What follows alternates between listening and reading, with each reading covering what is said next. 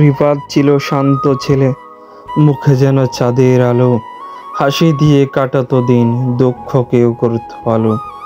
অল্প বয়সে কাঁদে নিল, পরিবারের বোঝা ভার, মেধা আর ঘামে গড়েছিল, স্বপ্ন তার ছিল বিস্তার।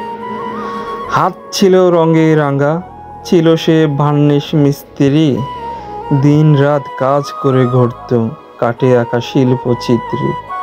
মায়ের মুখে হাসি ফোটাতো, ছিল আশীর্বাদের ধন।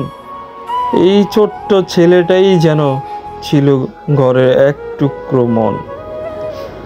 হঠাৎ এলো নিয়তির ডাক, থেমে গেল জীবন সুর। রিফাত চলে গেল দূরে, ফেলে রেখে সব কিছু দূর।